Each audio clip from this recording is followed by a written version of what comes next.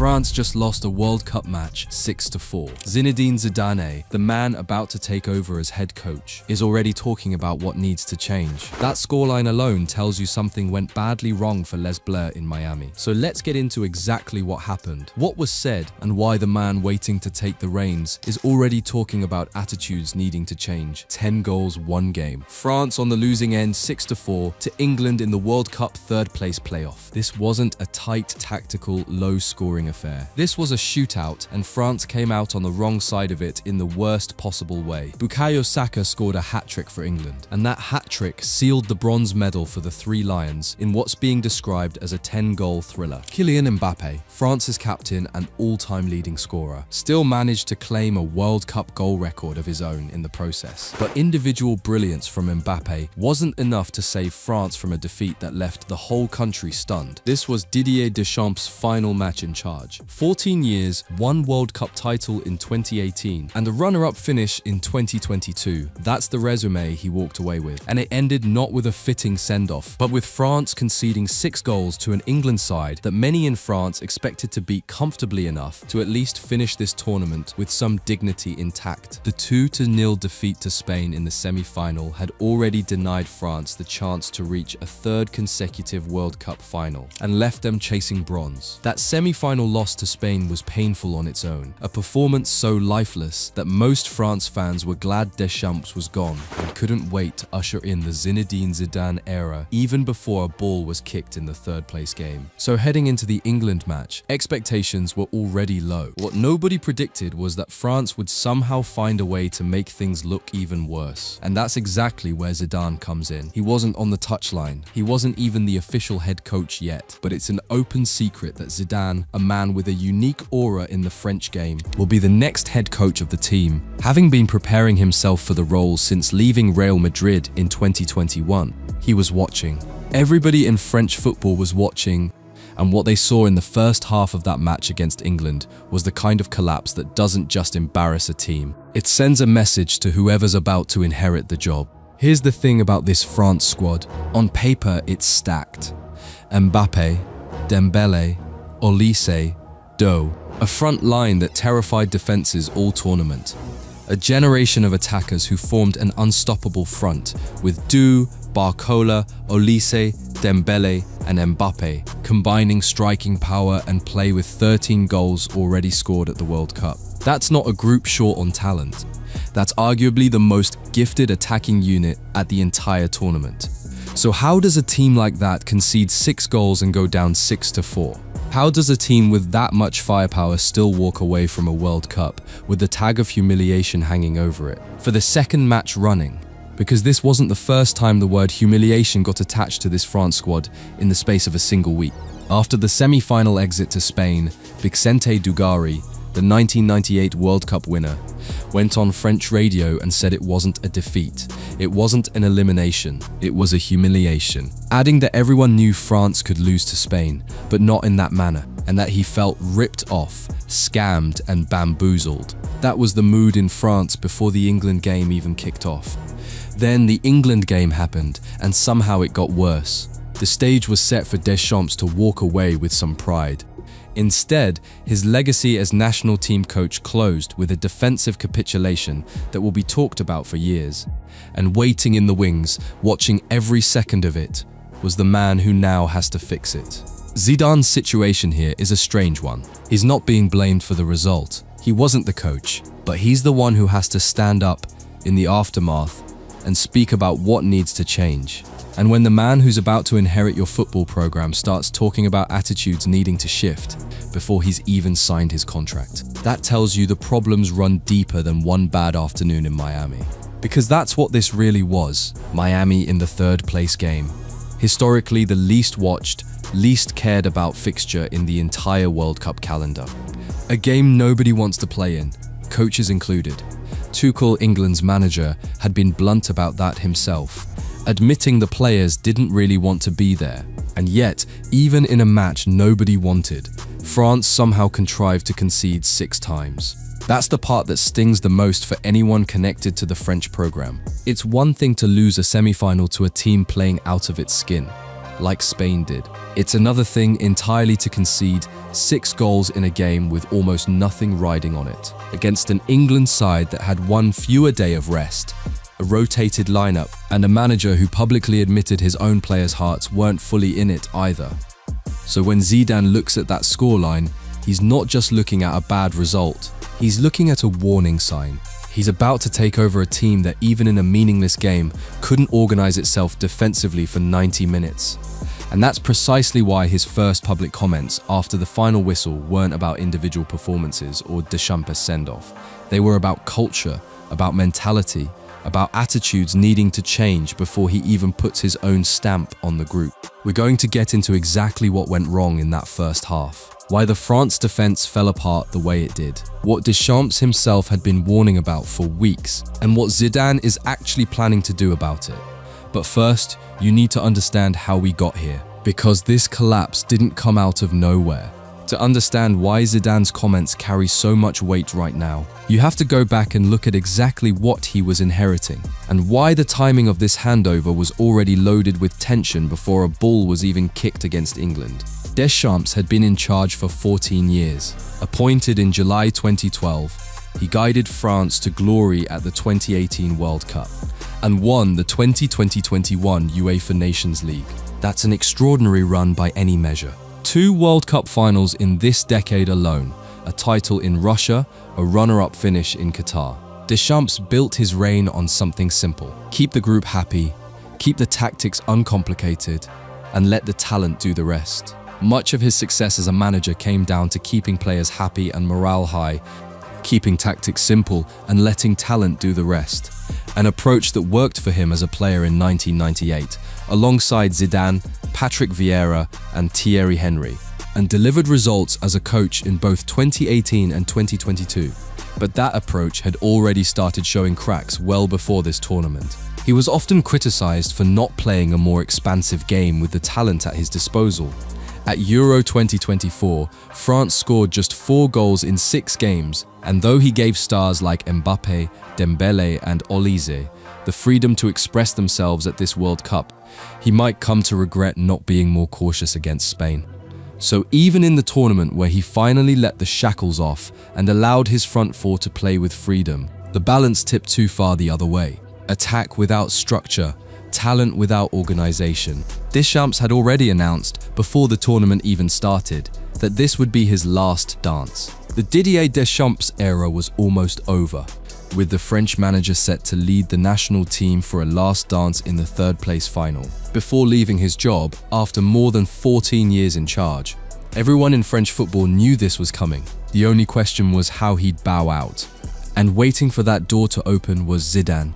Not a rumor, not speculation dressed up as fact. A genuinely open secret inside French football.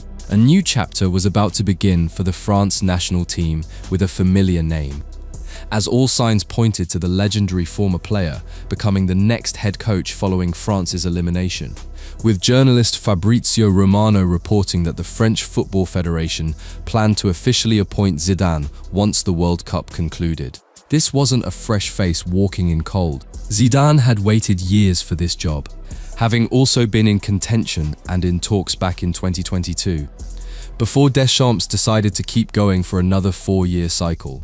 Think about that. Zidane has effectively been the coach in waiting for France for the better part of 4 years.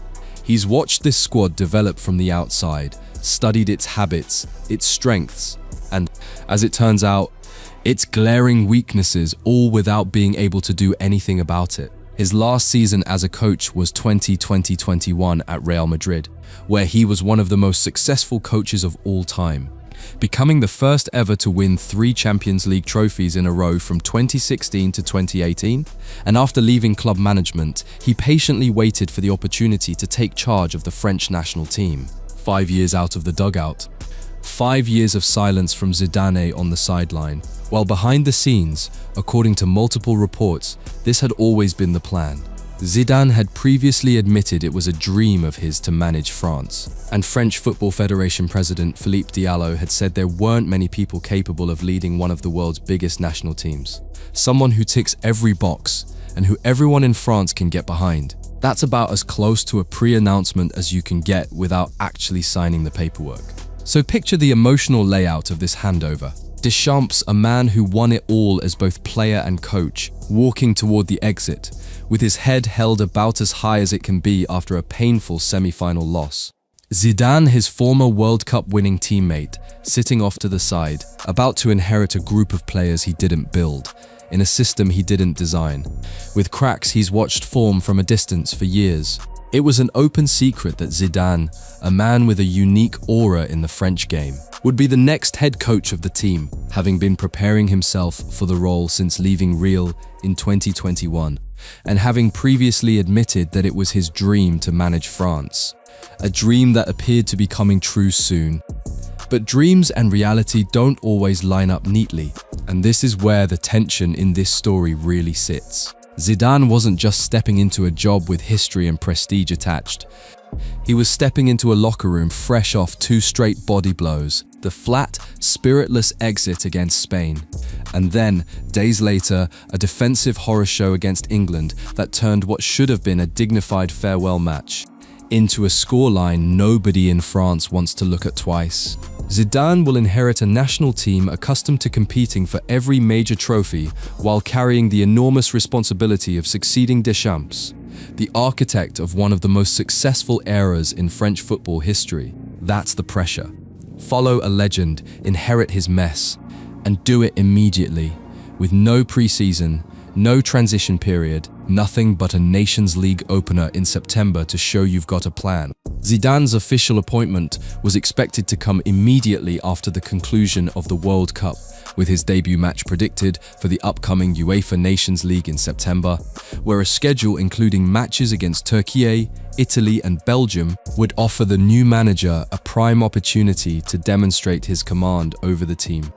That's not a lot of runway, and it's exactly why what happened against England mattered so much.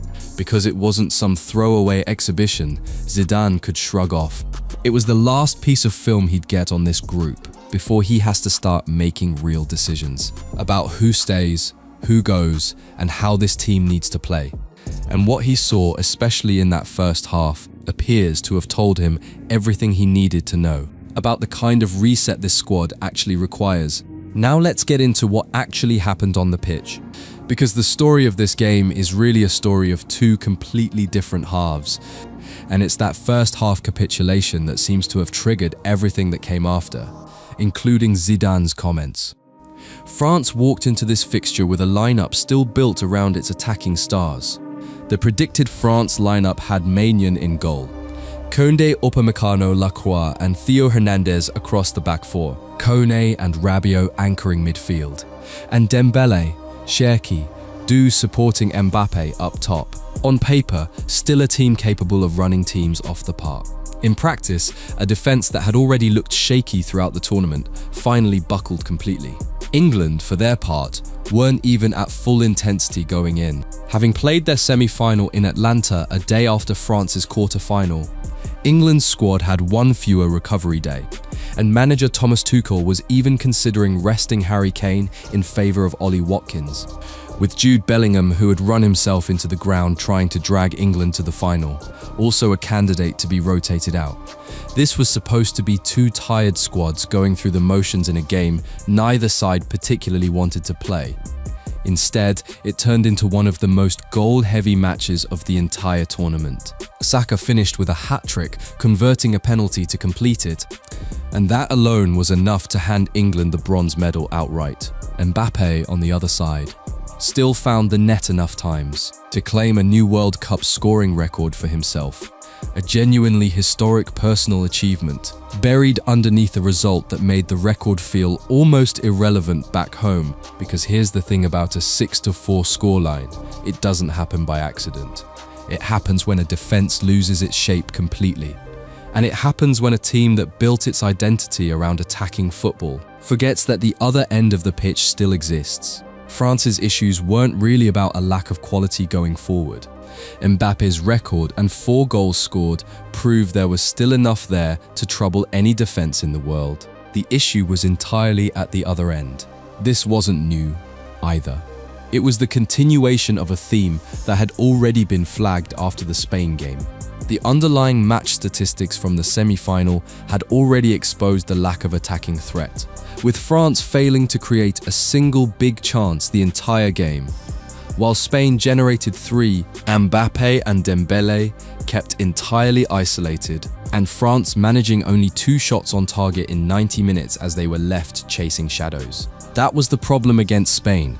No service, no control, players cut off from each other. Against England, the issue flipped entirely.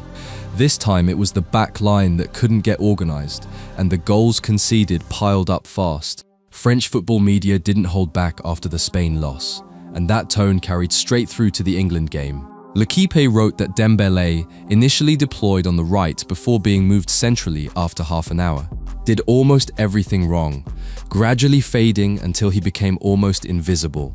A huge disappointment. While Olise, having risen so high in previous matches, fell very low this time. That kind of individual breakdown, multiplied across a backline trying to defend against an England side, with pace and directness in Saka and Rashford, is exactly the recipe for a first half that spirals out of control. Much of the criticism from L'Équipe had already been reserved for the defence, and France's formerly scintillating attack, who were limited to just 3 shots on target in the semi-final. Roll that forward to the England match and you get a defence with the same structural issues, except this time facing a team playing with far more urgency and far less fear, since third place still meant something tangible for them. An actual medal, an actual result on the board after their own semi-final disappointment. The emotional wreckage back home was already visible after the Spain defeat, and it only deepened. L'Équipe's back page had shown Mbappé looking to the heavens under the headline Étoile filante, meaning shooting star, while Le Parisien was more direct, describing the exit as a rude awakening. Those headlines were written for the semi-final loss. By the time the England scoreline came in, there wasn't much left to say that hadn't already been said, except that this time the collapse happened in defence, in a game everyone had assumed France would treat as a formality. Les Bleus, after confident displays in the knockouts against Morocco, Paraguay and Sweden, had been expected to beat Spain, and the response from French publications indicated the level of shock at such a meek exit. Now stack a 6-4 defensive horror show on top of that shock, and you start to understand why the entire tone around this France squad shifted from cautious optimism to genuine alarm in the space of a single week. Deschamps himself had tried to set the tone before kickoff, delivering what was described as a firm message about the stakes of the third-place game. He said that when you don't reach the final you wanted, it has to hurt. Thank God it hurts. He wanted his players to go out and prove something, to leave with some pride intact after the pain of the Spain result. Instead, the team that walked out for his farewell match delivered the exact opposite of pride. A defensive breakdown so severe, it turned his final afternoon in charge into a talking point for all the wrong reasons. That's the picture Zidane was watching from the sidelines. Not just one bad result, but a pattern. Isolation up front against Spain, and then total structural collapse at the back against England.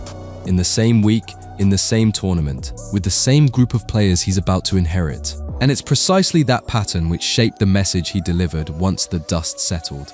So what did Zidane actually say, and who else weighed in once the full scale of the collapse became clear? The immediate reaction inside French football circles was one of disbelief, layered on top of the disbelief that was already there from the Spain game. Reporters had already been circling Zidane for comment throughout the tournament, given how openly his succession had been discussed. Fabrizio Romano, one of the most followed voices in European football reporting, had posted immediately after France's championship hopes were dashed against Spain, that Deschamps would leave the team and that Zidane's era was about to begin. By the time the England game finished, that framing had hardened into something closer to urgency. This wasn't just Zidane's era is coming anymore. It was Zidane has a mess to clean up and he knows it. His message, delivered in the aftermath of the third-place defeat, centered on the idea that the group's mentality needs a reset before any tactical rebuild can even begin. Attitudes, he made clear, will have to change if this squad is going to stop undoing its own talent, with performances like the ones seen against both Spain and England. That message lines up with what pundits inside France had already been saying for days. Dugarry's radio outburst after the Spain loss wasn't a one-off overreaction. It reflected a broader frustration with a squad that kept finding ways to underperform its own quality. Dugarry had made clear that the output from Mbappé and the rest of the team completely failed to meet the expectations of such a massive fixture, pointing out the stark contrast between the confident pre-match declarations from Deschamps and the players and the grim reality on the pitch. That gap between confidence and execution is exactly the kind of attitude problem Zidane appears to be targeting. ESPN's own analysis after the Spain game framed the challenge facing Zidane in almost identical terms. Even before the England capitulation added fuel to the fire. The suggestion was that it would be a better thing if Zidane moved along the learning curve a little quicker than Deschamps, recognizing that you can't just send your best players out there and expect to win because they're better than the opposition. Sometimes balance matters, and less can be more. That's the tactical side of the attitude shift Zidane is talking about. Less reliance on individual brilliance bailing out a shaky structure, more discipline in how the team defends as a unit. Deschamps, for his part, didn't sound like a man in denial about what his team had become. Even before the England game, he was framing the entire tournament as one where pain was the appropriate response to falling short. He said that when you don't reach the final you wanted, it has to hurt. Thank God it hurts. That's a coach who knows his group underachieved relative to its talent, even with a bronze medal opportunity still on the table. And he said his goodbyes with a mixture of resignation and honesty rather than bitterness. Characteristically, he wasn't anticipating an emotional farewell, saying he'd had the privilege of experiencing moments that were magical and others that were difficult. Mbappé's own reaction after the Spain defeat set the tone for how the squad's senior players were handling the criticism raining down on them. The captain and all-time leading goal scorer for France was happy to shoulder the blame for the loss in a post-match interview. That willingness to take responsibility publicly is notable. It's not a dressing room in open revolt, but it is a dressing room aware that something structural needs fixing, not just a bad bounce or two. That's three distinct voices all circling the same conclusion from different angles. Dugarry's blunt fury on radio, the tactical diagnosis coming from outside analysis, and Mbappé's own public accountability. And Zidane's message about attitudes needing to change slots directly into that consensus. He's not inventing a problem out of nowhere. He's naming something that everyone around this France squad had already started to see for themselves.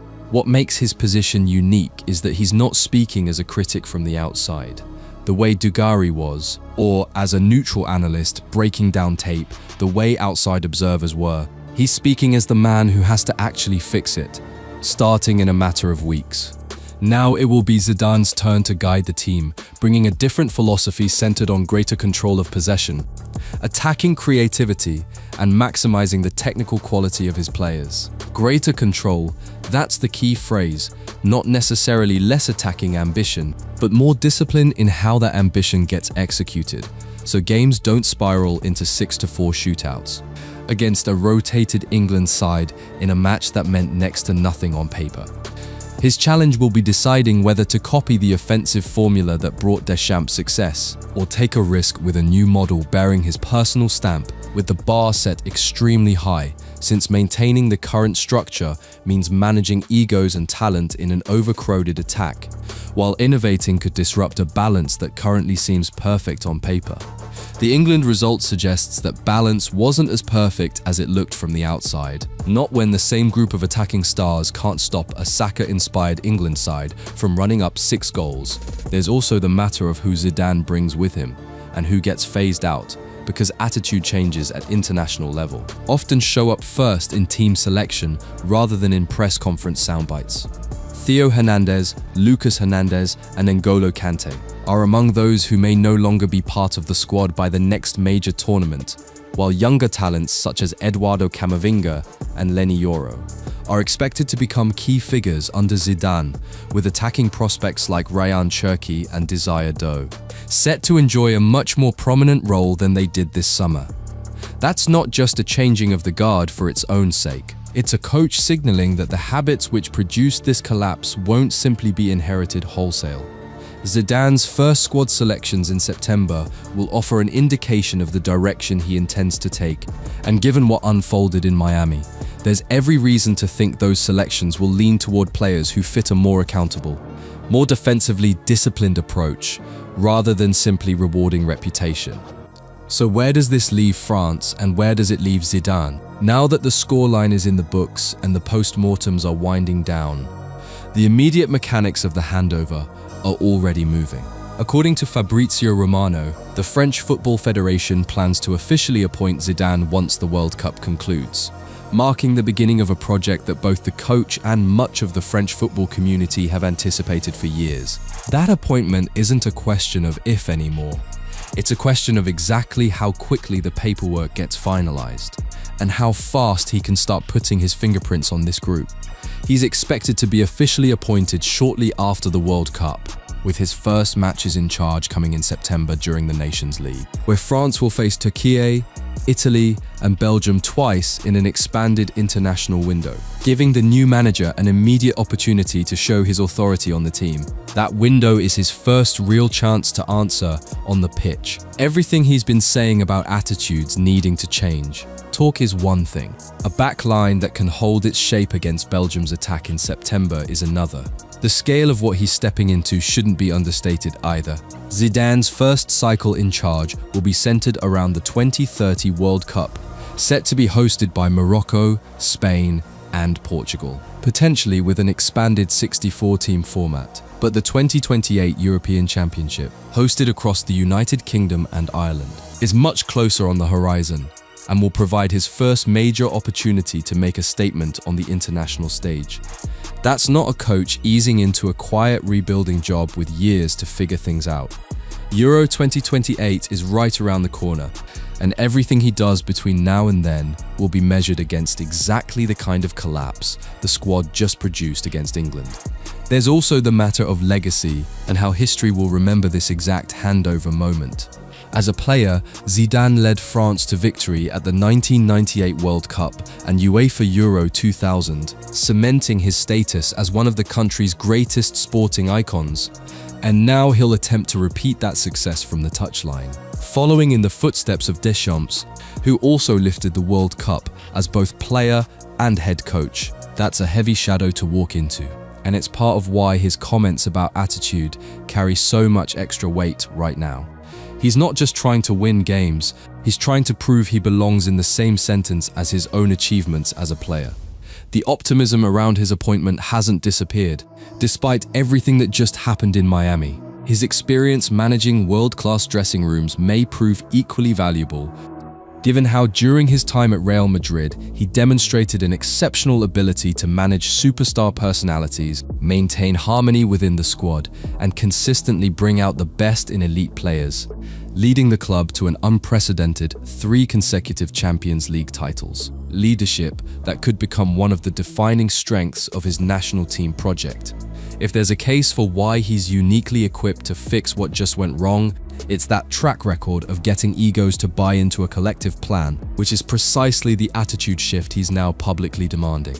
There are real structural advantages waiting for him too, whatever the scoreline in Miami suggested. If there's one major advantage for Zidane, it's the remarkable squad he's set to inherit, with France continuing to possess one of the deepest talent pools in international soccer, blending established stars like Mbappe with an exciting new generation in Tchouaméni, Dou, Olise, and Dembele, who provide creativity, pace, versatility, and the potential to keep France among the world's elite for years to come. Nobody, not even his harshest domestic critics, is arguing the talent isn't there.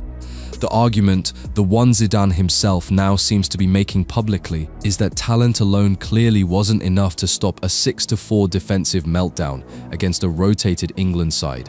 There's a wider context worth remembering here too, one that puts this defeat in perspective rather than in isolation. His mission will be to lead a new generation of players to another World Cup triumph, after France arguably failed to maximize one of the most talented squads in international soccer, winning only one of the last 3 World Cups, despite reaching 2 finals in that stretch.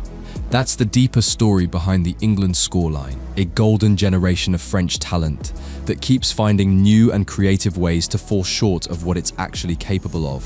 Whether that's isolation up front against a well-drilled Spain side, or total structural breakdown at the back against an England team playing with nothing to lose. That's ultimately what Zidane is walking into. And it's why his words in the aftermath of the England game landed the way they did. Not as a throwaway line at a press conference, but as the first real marker of the project he's about to build.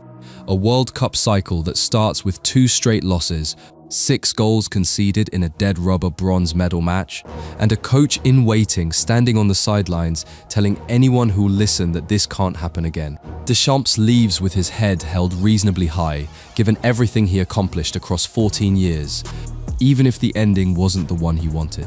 He said he'd had the privilege of experiencing moments that were magical, and others that were difficult, but that life goes on, and that he's a positive person who knows things will be good too. That's a farewell built on perspective rather than bitterness, from a man who knows exactly what this program is capable of when it gets things right. Zidane doesn't have the luxury of that same perspective yet.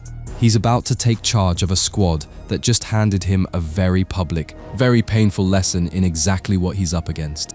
And he's already told everyone watching that the fix starts with the players in front of him, not the system around them. September will be the first real test of whether that message translates into anything on the pitch. Until then, all France has to hold on to is the promise that things are about to change, and the scoreline from Miami that made that promise necessary in the first place. In sports, Zinedine Zidane will have a serious problem when he takes over as France's coach. CBS Sports, what's next for France after World Cup semi-final loss? ESPN, France move from Deschamps to Zidane, wondering what could have been. Star News, goodbye Deschamps, hello Zidane. In sports, the Zidane era is about to begin. Yardbarker, ex-France and Barcelona star, launches tirade at Deschamps. Yahoo Sports, a rude awakening. How France reacted to shock World Cup semi-final no-show. Al Jazeera, Deschamps, set for final World Cup match as Zidane waits. In sports, Deschamps issues a stern warning ahead of his final match. France 24, Deschamps, set for bittersweet ending to France's reign as Zidane waits. The Sports Encounter, France vs England World Cup 2026 third-place playoff preview. NBC News, Saka's hat-trick lifts England past Mbappe and France 6-4. https://www.nbcnews.com Sports Soccer, Saka's hat-trick lifts England Mbappe France 6-4 Wild World Cup third PRC